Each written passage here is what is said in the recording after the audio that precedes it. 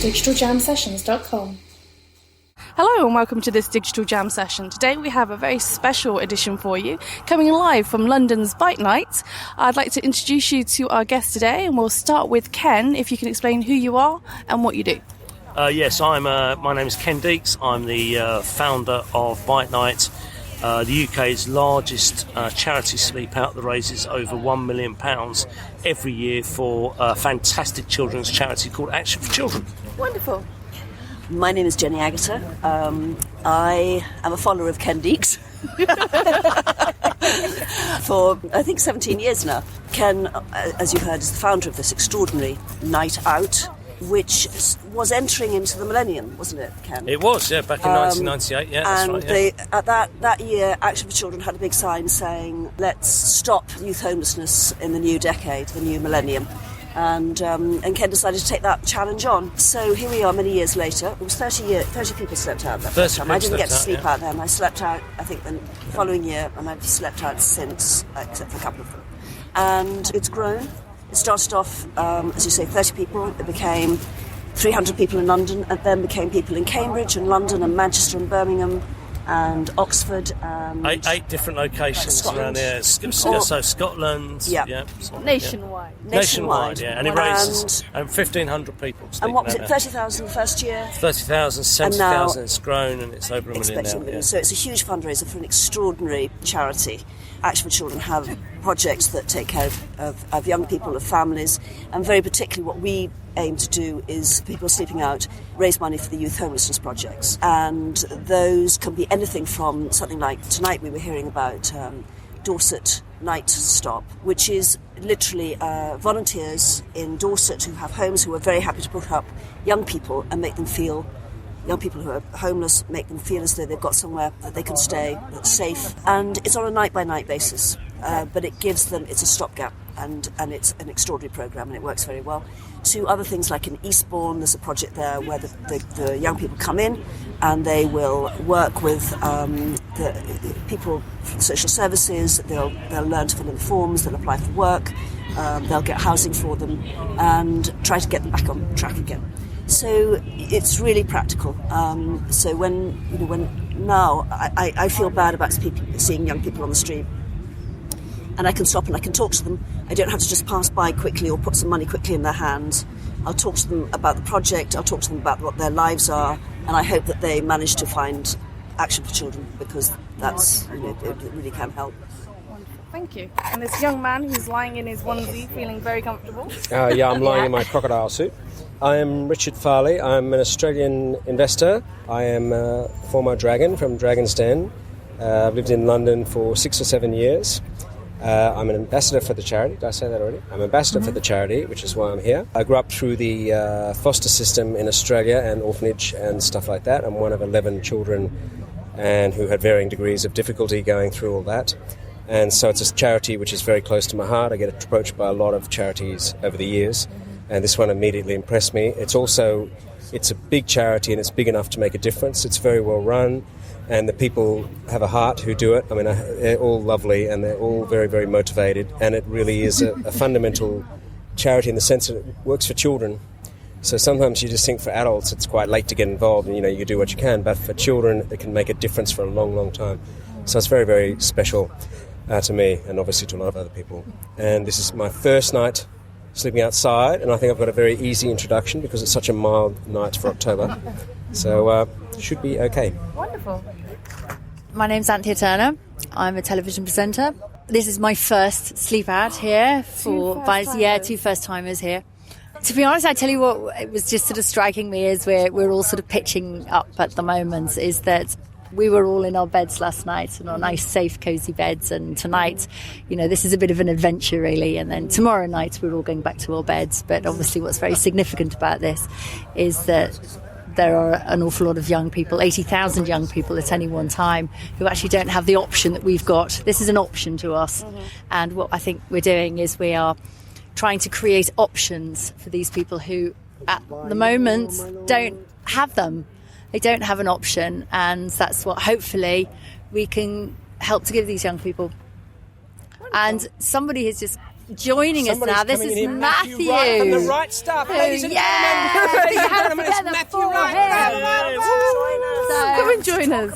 Come and join us. From The Right Stuff. But he's been up since very, very early. Matthew's now delirious. 20 He's hours. so tired. 20 hours? Yes, 20 hours. Matt, why don't you introduce yourself to our listeners? My name's Matthew Wright, and I am here doing my thing to raise awareness of young homeless people, some of whom I can remember from when I left school. And I know that if you get support and help, I know that you can come out the other side of it. And if everybody ever goes to Great Ormond Street Children's Hospital, you will walk past a bronze Peter Pan and Tinkerbell, and that's made by a bloke called Diarmaid Byron O'Connor, who when I left school ended up living on park benches and in an old car. And he's ended up as an artist through Chelsea School of Art, displaying out there, because people came to support him. And I'm here to support an organisation that supports people like him. Wonderful. So earlier on tonight, we heard about the story of the Dorset Night Stop, and we heard about a very particular young man's story. And I wonder, Ken, if you can just explain for us and to our listeners exactly what the importance is of the individuals here and putting a face on this cause and on the individuals who are impacted by homelessness. Having people like David here tonight makes a huge difference. You know, we've had these events. This event has been running for the last 18 years. Now it goes out to different regional events, and we know there is a marked difference if we don't have somebody from one of the projects that Action for Children supports to come along and talk about their situation. Because, you know, we heard the most awful story tonight about a young man who was the victim of some quite severe domestic abuse. His parents were drug addicts and alcoholics, and he lived a life that no child should have to live. And I think the great thing about what Action for Children does is that it finds those children, it scoops those children up into their arms, and it gives them the love and the support and the care that people like David need. And when you hear, it's all right for me to say it, but when you hear somebody like David saying it, then it's just so much more powerful, so much more impactful. And anybody hearing that story absolutely wants to give money to the charity, because they can absolutely see that you know they've been in a situation they should not be in, and if Action for Children is helping to resolve that, then that's fantastic. I want to touch on something that I saw earlier in the kind of hall, where they were showing different aspects of things that Action for Children are doing to help young people. And one of the interesting aspects that kind of arose was the concept and the idea that actually there is a need for financial education and assistance for these young people when they emerge from this situation and having been on the street, that they sometimes need that additional support to educate them about how to, you know. If you think, I mean, it's logical. When one's going through one's teenage years, you rely very heavily on the family around you, both emotionally for the support because of the changes that you're going through in your life anyway, but because there are so many there are forms to fill in, there are ways to go forward to do things, and you need that kind of help and guidance through your life.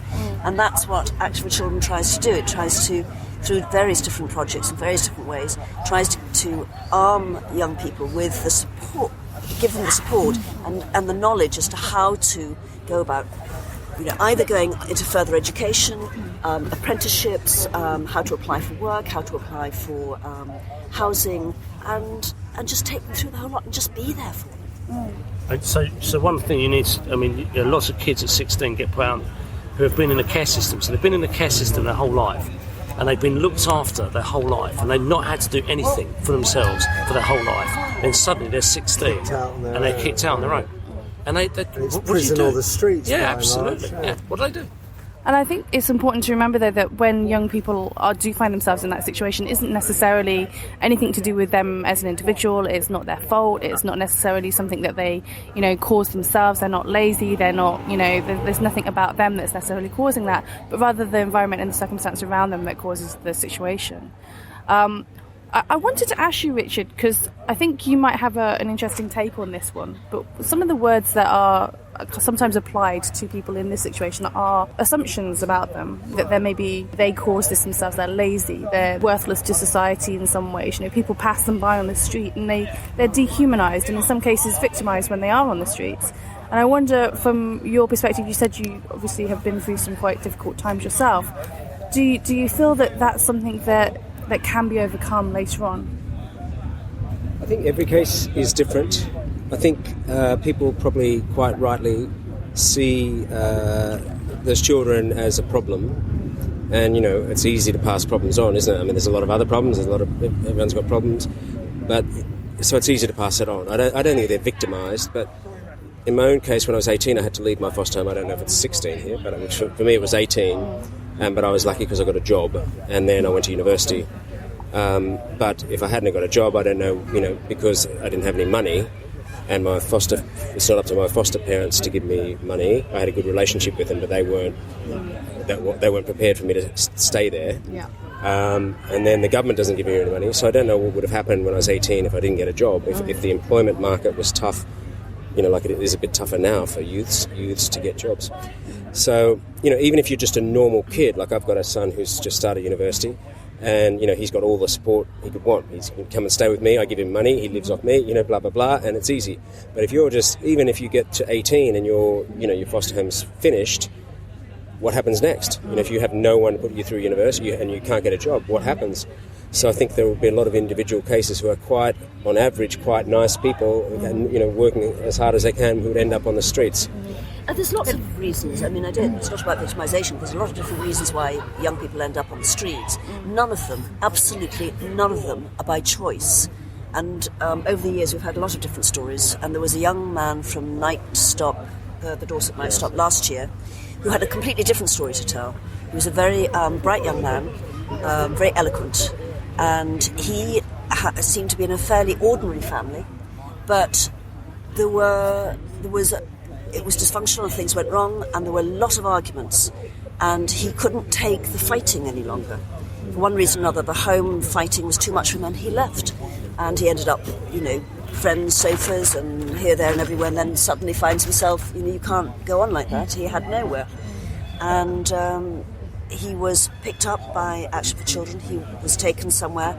They got him back into his education because he was right in the middle of doing his GCEs and exams, and he ended up doing extraordinarily well. That's one area. And we've heard about people that have been.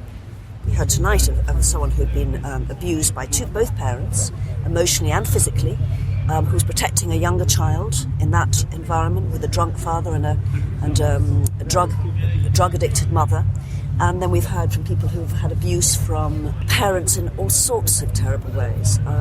There was one time we used to have, do you remember those dramas and people would play out, they'd pretend to be other people that they knew, and they'd tell the stories of their lives because they didn't want to make it personal to themselves.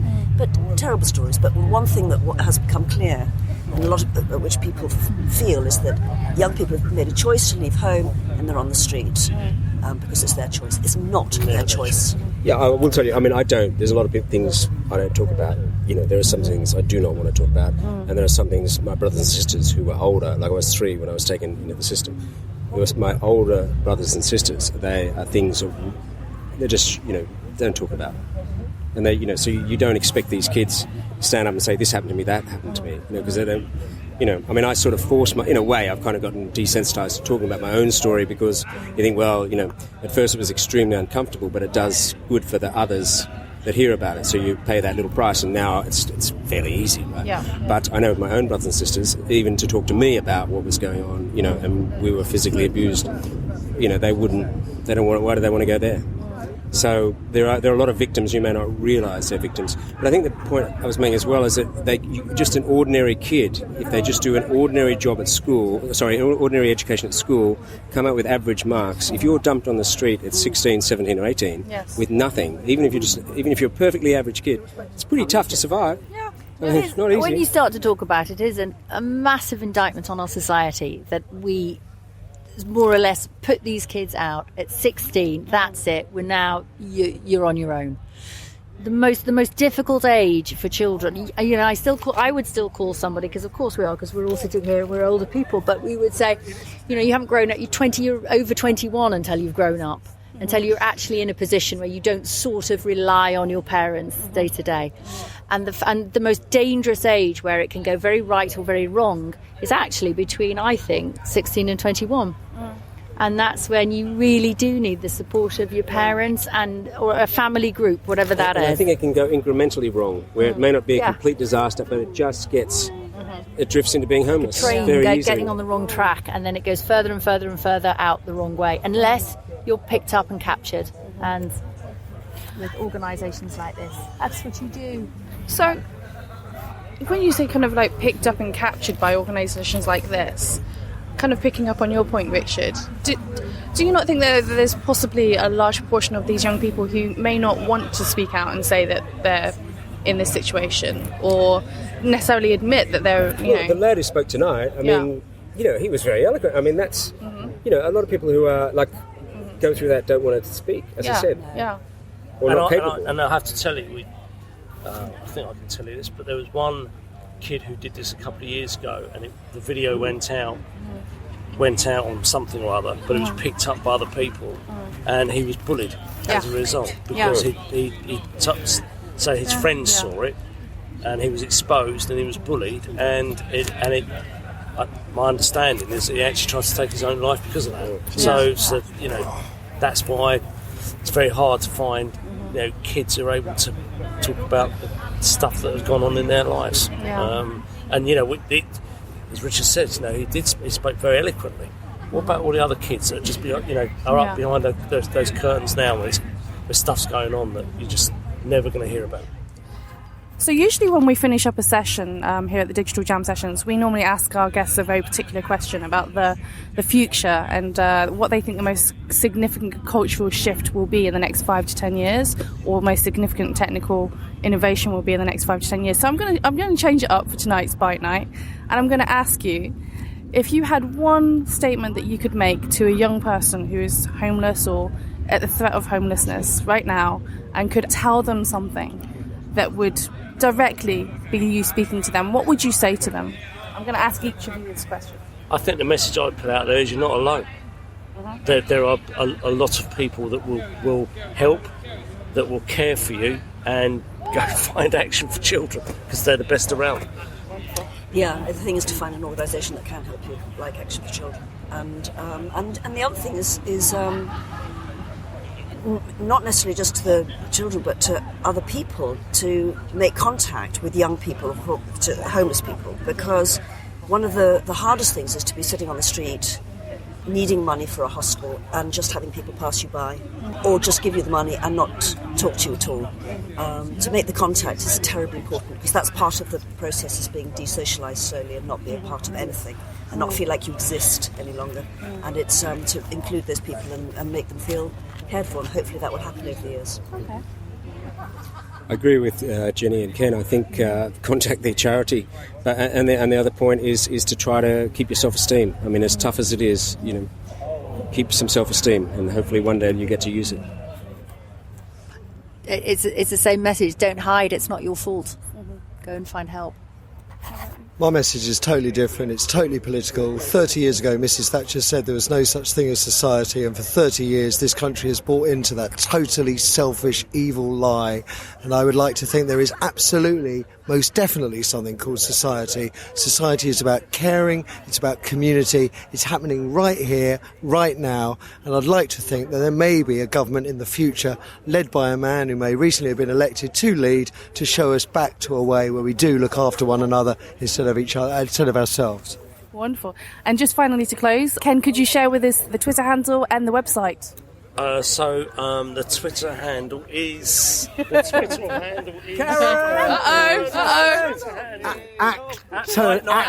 ByteNight, and it's... ACTN for children. ACTN for children. Wonderful. Thank you so much. And thank you again for listening to this Digital Jam session. digitaljamsessions.com